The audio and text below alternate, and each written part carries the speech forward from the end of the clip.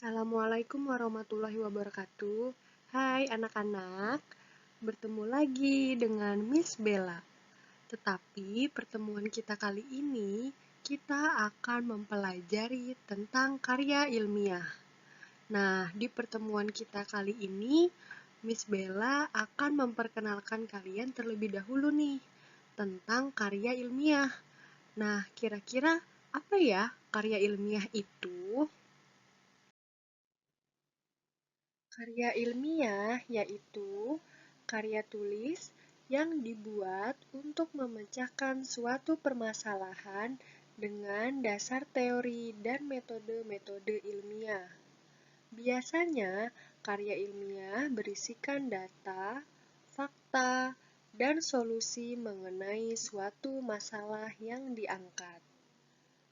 Penulisan karya ilmiah dilakukan secara runtut dan sistematis.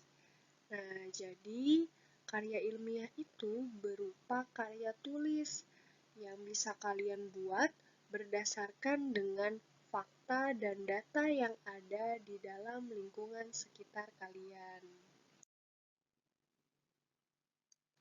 Selanjutnya, kita akan memahami mengenai ciri-ciri karya ilmiah dan struktur karya ilmiah. Kira-kira ada apa aja sih ya di dalam ciri-ciri karya ilmiah dan struktur karya ilmiah itu? Nah, bisa kalian lihat ya, di sini ada ciri-ciri karya ilmiah. Yang pertama, menggunakan bahasa baku. Artinya, di dalam karya ilmiah itu wajib menggunakan bahasa baku, tidak boleh menggunakan bahasa sehari-hari. Oke, selanjutnya, bersifat objektif. Artinya, semua yang ada di dalam karya ilmiah itu dilakukan berdasarkan fakta saat kalian melakukan sebuah penelitian. Yang ketiga, bersifat informatif. Jadi, isi yang ada di dalam karya ilmiah itu dapat memberikan informasi, artinya bersifat informatif. Nah, sampai di materi ciri-ciri karya ilmiah ini, Miss Bella harap kalian sudah paham ya atau sudah memiliki gambaran. Oh, ternyata karya ilmiah itu seperti ini ya. Sebelum Miss Bella lanjutkan ke struktur karya ilmiah. Semoga kalian sudah paham ya.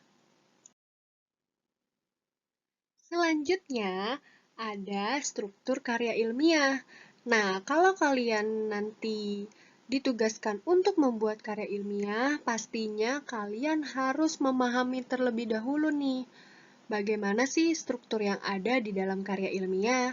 Nah, Miss Bella ingin memperkenalkan kalian terlebih dahulu, struktur karya ilmiah itu ada apa aja sih dan bagaimana ya isinya. Nah, yang pertama itu ada pendahuluan. Biasanya di dalam pendahuluan itu berisi tentang dasar-dasar penelitian ilmiah yang dilakukan, masalah yang diangkat, dan cara penyelesaian masalah itu. Oke, lanjut dulu ya.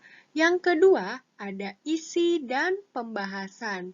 Biasanya berisi tentang mengenai sesuatu permasalahan yang kita bahas, yang dilakukan melalui penelitian. Jadi, kalau kalian sudah melakukan sebuah penelitian nih, nah nanti bisa kalian tuangkan itu di bagian struktur isi dan pembahasan.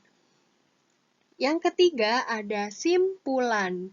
Biasanya simpulan itu ada pada paragraf terakhir atau bab terakhir setelah pendahuluan isi dan pembahasan. Nah, simpulan ini berisi tentang simpulan dari hasil analisis pada bagian isi dan pembahasan. Kesimpulan yang disampaikan pada bagian ini berupa penjelasan singkat dan padat mengenai hasil analisis yang terdapat di bagian isi atau pembahasan. Jadi, ketika kalian sudah mengerjakan isi dan pembahasan di dalam suatu karya ilmiah, kalian tuangkan tuh. Kalian tuangkan kembali melalui sebuah simpulan. Jadi, simpulan yang kalian buat dari isi dan pembahasan kalian tuangkan melalui simpulan. Oke, cukup sekian ya materi kita hari ini tentang perkenalan karya ilmiah. Semoga kalian bisa pahami ya. Sampai bertemu di pelajaran selanjutnya. Terima kasih. Wassalamualaikum warahmatullahi wabarakatuh.